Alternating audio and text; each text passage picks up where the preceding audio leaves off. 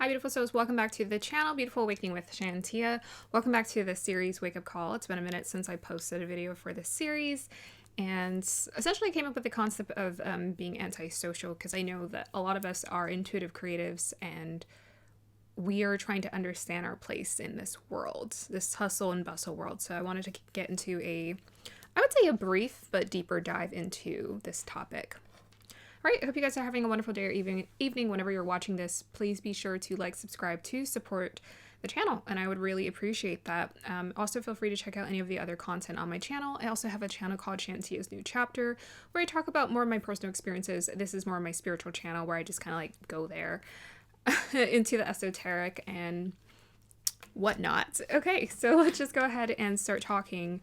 I find the word antisocial to be really interesting because this was the terminology I used to associate myself with, I would say about 6 to 7 years ago or so. I would always call myself antisocial. And prior to that, of course, while I was in high school, I'm like, oh, I'm just antisocial. And a lot of teenagers and people who are going through a period in their life where they're trying to understand themselves, they're trying to understand, like, why do I not want to be around people? They put themselves in the box of being antisocial. And I wanted to create this video because I don't want people to get caught up in labeling yourself as antisocial. Usually we have like something called an intuition and we're not taught to use it. You have it from the minute you're born, and that's what keeps you alive essentially, is using your intuition, but we're not taught to keep using that. We're taught to, use our externalized senses, what you see, taste, and hear and smell to keep us safe, or feel to keep us safe. But there's our intuition, which is like this intuitive sense, right? It's the sixth sense that just kind of tells us, hey, don't do that. So I did have a period of time where I labeled myself antisocial just like everyone else. And of course, you guys know I'm a Virgo and I have a lot of 12th house placements. So I am very much sensitive to other people. But it's so interesting. I don't know. I'm still going through my transformation. I'm still going through my awakening. I don't know that crowds will ever be that big of an issue for me, but I used to have really bad anxiety pretty much since I was like young, since a little kid, very shy, very introverted, up until my early adult years. And like out of high school, I had a lot of anxiety. And I remember after I graduated high school, I actually barely would leave the house. I had a hard time leaving the house, and the plan was I was going to go to like art school, but then that plan got scrapped, and so I had to figure something else out. And during that period, I kind of did nothing but stay indoors and have a lot of anxiety. Thank goodness for my parents' patience with me. And after that point, I increasingly grew very anxious about being around people because I associated less with people. But it's actually a myth to think that not being around people has something to do with anxiety. Like, I spent a lot of this is what I'm trying to say. I did not spend a lot of time around people, and I hermited away. But that wasn't actually helping my energy. So when you are getting in a hermit mode, it is important for you to use that time intentionally. And this is why I really encourage people to meditate, because this is something I learned to recently do in these past few years, where I realized you have to be very intentional about pulling your energy away. Because I used to have like really intense anxiety around people, going to the grocery store, crowds. Of course, I would always have fun at concerts and stuff. Like, that's like my jam. I love music. It always puts me in a relaxed state. But there are times where I always felt kind of anxious and just super self-conscious. And now I walk into a grocery store and I don't give a dang. Like, I'm just like, I'm on a mission to get my groceries. I just go and I'm like in focus mode. And that's because I've learned how to focus my energy. So the anxiety has more to do with, or helping to heal from or heal it or move past it, has a lot to do with your mindset and like worrying about a lot of things. So if you're in a really high overstimulated state, I understand. You might think it's the overstimulation that's causing the anxiety, but I have to tell you, it's where you put your attention that's giving you anxiety. It's where you're putting your focus. So some people, what they choose to do with their time and their energies, they worry, and they keep worrying, and they keep worrying, and they keep focusing on the problem as opposed to the solution. I don't ever think about problems these days. And I had to practice that. So in 2017, I've talked about it before, I had like a car accident. And at that time, I was like in the most stressful, like it was one of the most stressful periods of my life. And it made me realize that energy was a thing. My anxiety was increasing. I was having like constant breakdowns. I was in and out of depression and anxiety.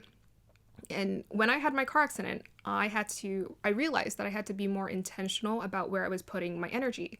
I couldn't just feed into my worries. So if I was feeding into my worries energetically, vibrationally, it's also pulling experiences to me that would cause me to continuously worry. So I started focusing more on like positive thinking, or as positive as I could think, or what truly was working for me. I was learning how to get myself into a neutral state.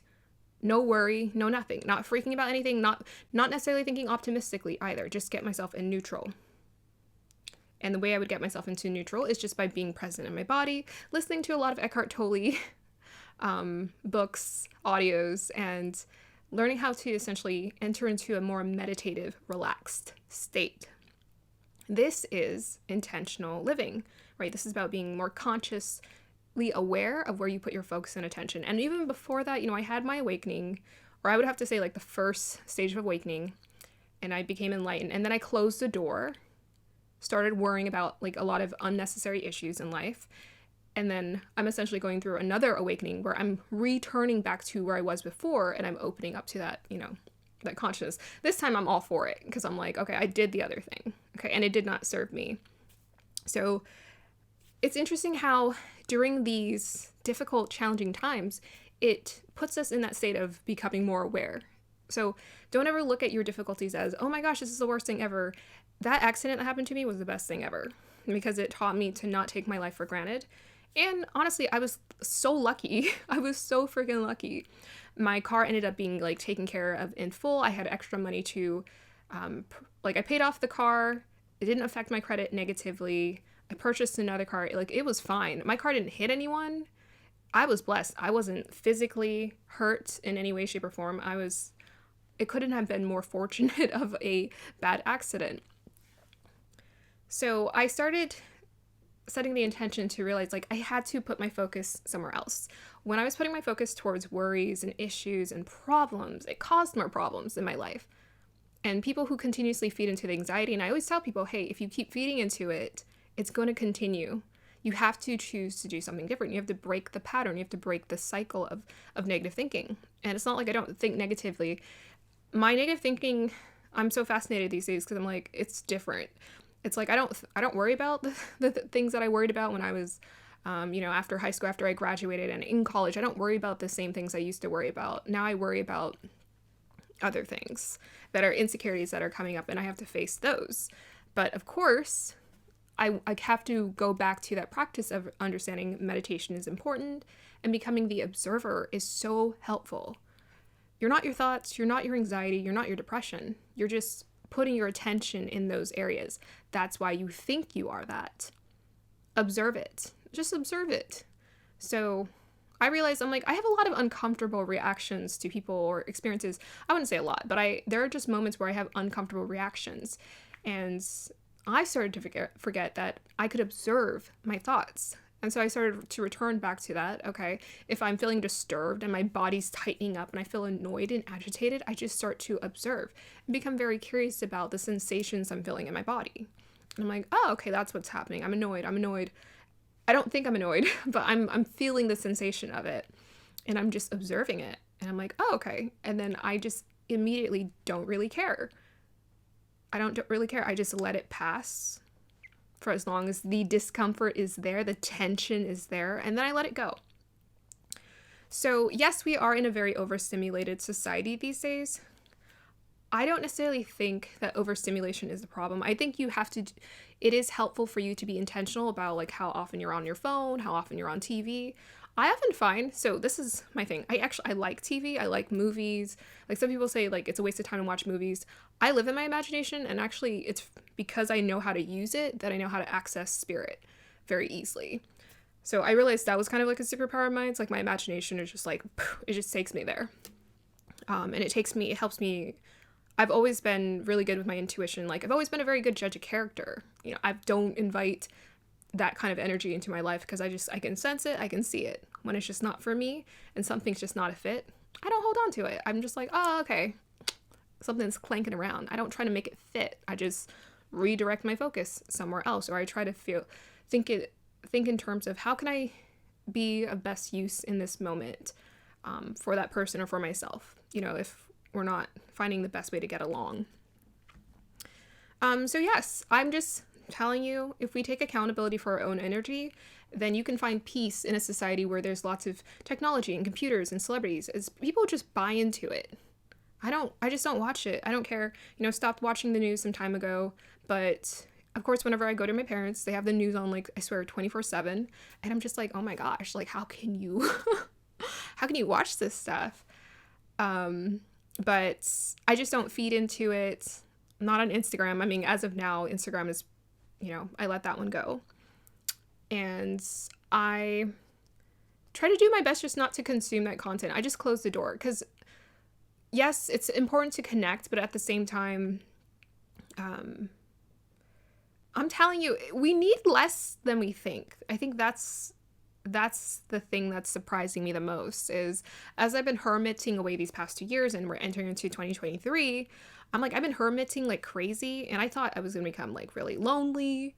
I just haven't set the intention to really like hang out with people or be around people a lot. I have certain activities where group activities where I'm around people. And of course, you know, with my coworkers, I'm around them from time to time. But for the most part, I'm by myself a lot. And I thought it was going to become a very lonely experience. And at first it was uncomfortable, but then I started to realize it felt nice. And it didn't feel like I needed anything. It didn't really feel like I needed to socialize. But what I find is, because I'm not really like socializing and I'm not uncomfortable, or I'm not trying to run away from being alone, when I am around people, I'm like super bubbly. I'm so present. I'm so here to be with another human being because I'm like hermiting away. So when I get to be around people, I'm just like, oh my gosh, I just want to be around people. So I'm just telling you, if you hermit, but you set that intention to be present with yourself, dive in and like experience what's there. Also, like, you know, your home, your room is your oasis. Use it as time to get creative, get into creative projects, do things that just make you feel free, and like a kid again. Then when you go out into society, it's just gonna feel like life is good. I don't know, like, I keep trying to ask myself, am I avoiding people? I'm not necessarily avoiding people, but I'm perfectly fine with not being around people. But when I'm around them, I like want to look them in the eyes and I want to know who they are. It's very weird. It's hilarious. But yes, so what hermiting has allowed me to do is it's allowed me to just dive into my intuition, trust it better. You know, I've essentially awakened, you know, I'm entering into this like awakening again that I put on pause for years. And it's allowing me to access my insight and clarity about like what I need to do. I'm just so clear. And I'm listening. The universe is like re-educating me and I'm listening. I'm just here for it. I'm here for the new knowledge that I was closed off to before.